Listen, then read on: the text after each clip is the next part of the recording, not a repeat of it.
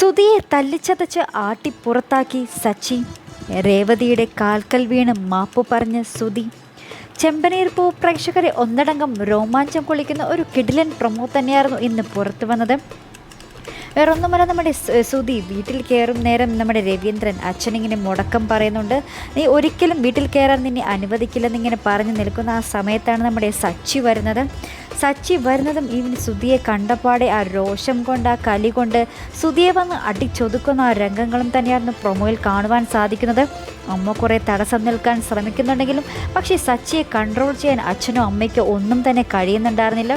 സുധിയെ അടിച്ച് പരിവമാക്കി എന്ന് തന്നെ വേണമെങ്കിൽ പറയാം. അവസാനം സുധി നമ്മുടെ കാൽക്കൽ വീണ്, രേവതിയുടെ കാൽക്കൽ വീണ് മാപ്പു പറയുന്ന ആ ഒരു രംഗവും തന്നെ നമ്മുടെ പ്രൊമോയിൽ കാണുന്നുണ്ട്. ശേഷം സച്ചി പറയുന്നുണ്ട്, നീ കൊണ്ടുപോയി പറ്റിച്ച കാശെല്ലാം എനിക്ക് അവകാശപ്പെട്ടതല്ലേ, അത് എനിക്ക് തരാതെ ഒരിക്കലും നിന്നെ വീട്ടിൽ കയറ്റാൻ ഞാൻ സമ്മതിക്കില്ലെന്നും പറഞ്ഞ് നമ്മുടെ സുധിയെ വലിച്ചടച്ച് വീടിന് പുറത്തേക്കാക്കുന്ന ആ രംഗങ്ങളും തന്നെയാണ് നമ്മുടെ പ്രൊമോയിൽ മെയിനായി കാണിക്കുന്നത്. സുധിക്ക് വേണ്ടി ഇനി സച്ചിയുടെ കാല് പിടിക്കാനും ചന്ദ്രമതി തയ്യാറാകുമോ?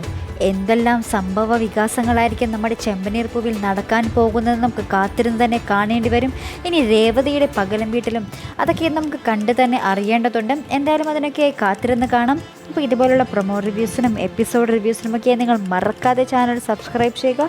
അടുത്തൊരു വീഡിയോയുമായി വരുന്നത് വരേക്കും ബൈ.